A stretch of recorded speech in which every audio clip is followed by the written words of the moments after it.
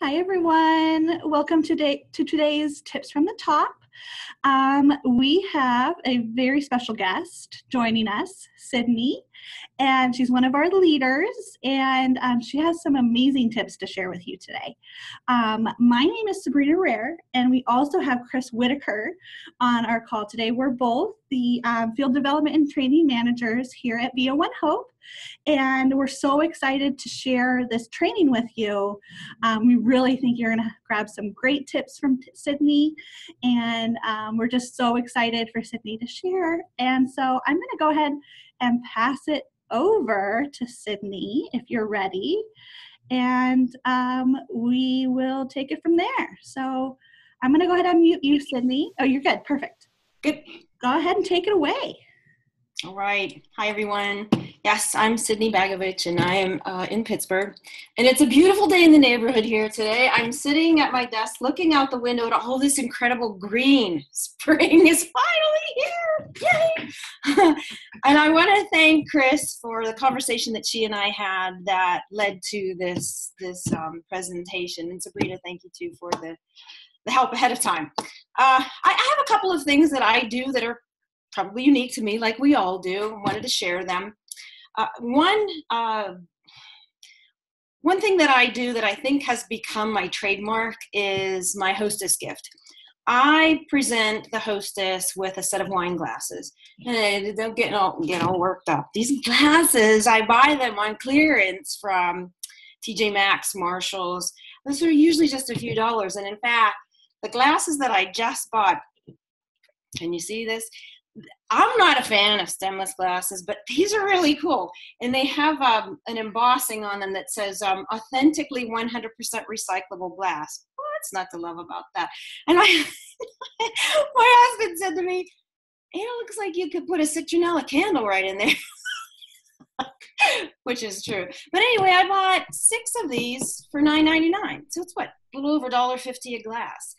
And I present a set of glasses to my hostess in a really pretty bag with fancy paper sticking out of it when I'm talking about the 4 ways to earn inexpensive or free wine. And I say one of them is to host a party. And when you host a party, you get a nice set of glasses just like this. And oftentimes it'll prompt some bookings just for that. But I also put a picture of that on Facebook and say, look, you too can get some really fun glasses.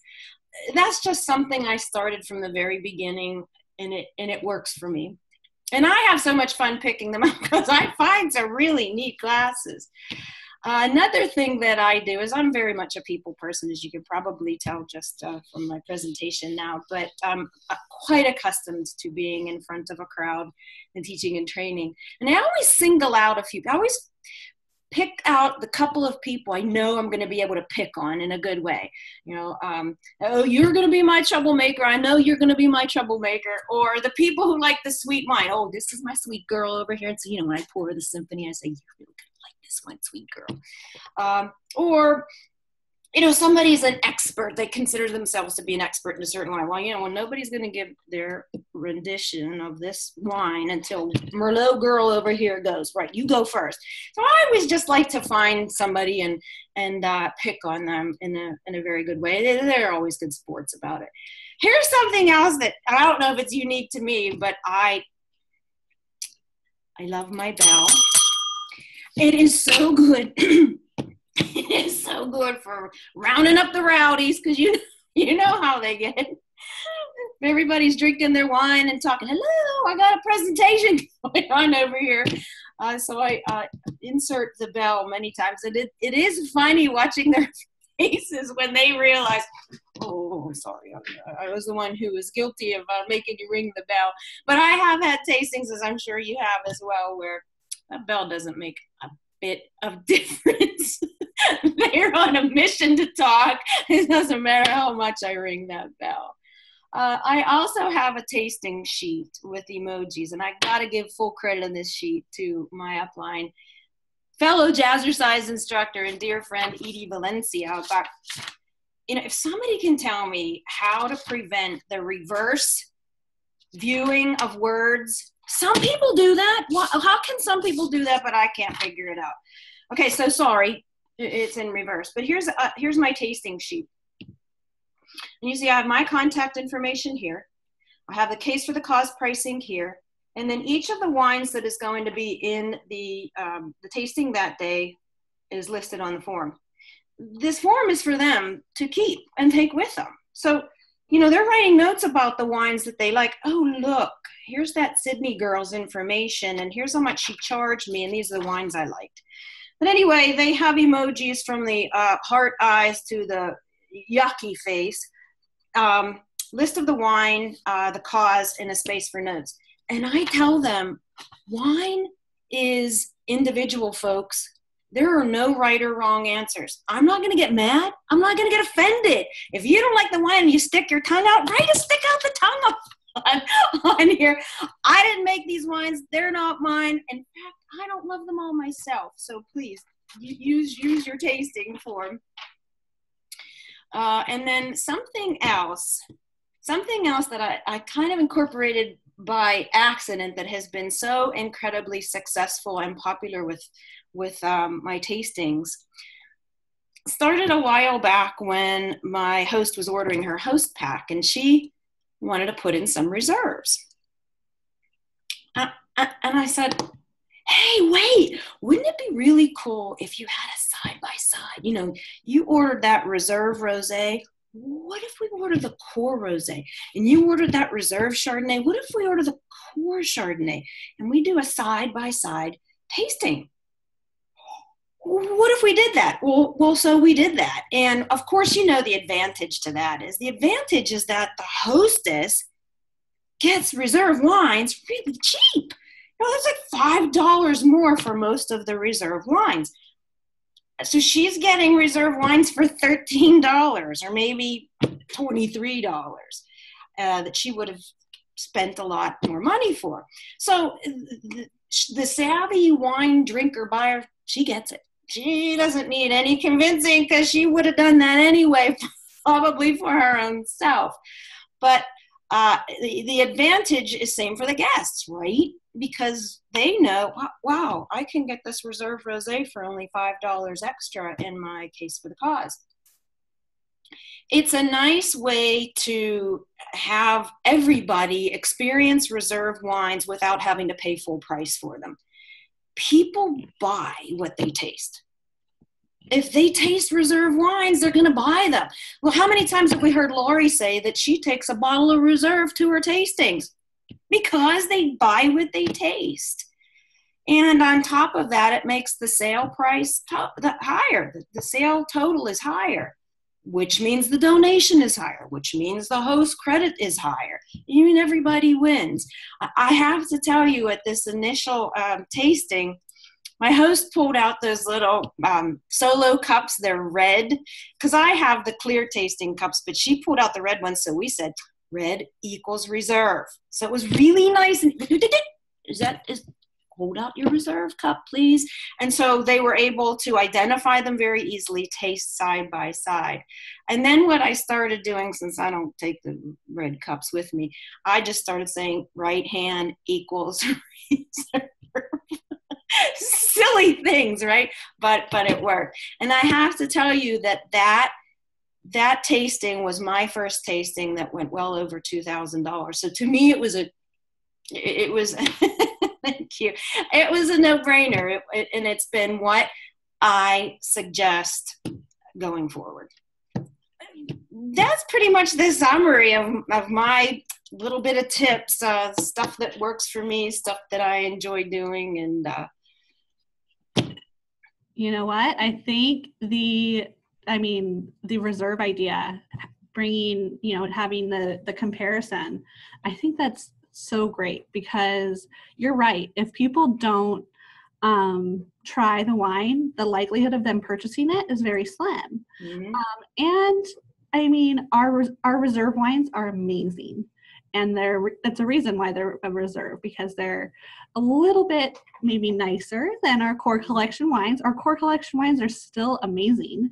But I just feel like if you're going to purchase one of them, they might even do like a fun little girls' night, or like at a family dinner, do a comparison too, Mm-hmm. Really fun.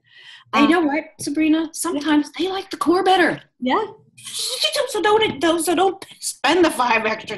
Get the core wine. Yeah. But you know because you did them side by side. Mm-hmm. It's so much fun. I love it. Thank you so much for sharing those tips. And I loved that glassware you just showed. That's so cute. DJ Maxx. What host wouldn't love that, you know? And they could probably pull it out right there and use them, you know, if they needed to. So those are all great tips. Thank you so much for sharing. I know that we have it. I don't want to put Vicki on the spot, but if you have any questions, feel free to ask. We're here to help answer your questions for you. And I think those tips were amazing, Sydnee. Thank you so much for sharing. I do too. I just want to chime in. And first of all, your energy is so fun. I think that I need to go back to jazzercise just so that I can have more energy like you, because I'm sure that part of the success too that you're having is because you make it fun. And I really like your side-by-side comparison. Now, I do have a question. Do you always do like a one white, one rosé, and one red, or does it get mixed up? How do you guys do that? I let them pick. And okay. They know their guests. They know their guests because sometimes they have people there who are mostly red drinkers or don't like red or whatever. So I just let them pick. And then if they need a little help, of course, I can guide them. But no. They're pretty much, if they're going down the reserve path, they know what they want. Okay, cool. So then every time they pick a reserve, do you also add a core to it? Or do you, say they want to do 3 reds and 1 white and a rosé and 2 whites or something. How does that work out? Or are you doing it side by side by each varietal or? Okay. Yeah, side by side. So they have the reserve here and then the rosé here and the reserve rosé here. And they do a little side by side tasting. And, obviously not everyone has a complimentary. So, they throw in a symphony. Always got to throw in the symphony because there's always a sweet girl in the crowd. You got to have a sweet time for the sweet girl. Symphony is one I haven't tried yet. Well, not that I'm a sweet drinker, but, You might be a sweet girl. You just don't necessarily like sweet wine. I get it. But, I always introduce symphony as, hey, folks, if you're not a sweet wine drinker, please try it. Because I have found in every case when people try symphony, they say, I don't like sweet wine, but just try it. That's why you're here. They oftentimes will say, I don't like sweet wine, but I like this. This is good. I could drink this. I probably could. Okay. You twist my arm. I'll try it. Do you have a bottle? No, I don't. We'll have to send you one. Yeah. Maybe that's what we'll meet up and do, Sydnee. You have some symphony. Okay. Well, I appreciate so much you sharing your tips too. Thanks for being my catalyst. Oh, well, you're welcome. Well, congratulations to you, Sydnee. Sydnee's one of our newest directors, right, Sabrina? And also has been adding people to her team and inspiring people. So definitely watch out we're watching out for you, Symphony. Yeah. Symphony. Come on, I just had a conversation. That's what I'm going to call you, Symphony Sydnee. I can think of worse things. What you're doing, Sydnee. You're doing a great job, and thank you so much for sharing your tips today. And since we don't have any questions or anything, I guess this ends today's tips from the top. Let's see here. What else do we have going on this week? Tomorrow we have our Feedback Fridays with Adri on the community page. And then we have a jam-packed week next week, which I'll be posting the schedule on Sunday on the community page. So be sure to check that out. And thank you so much for joining. Everyone have a great rest of your Thursday and a great weekend full of tastings. And we'll see you next week. Bye-bye. Bye.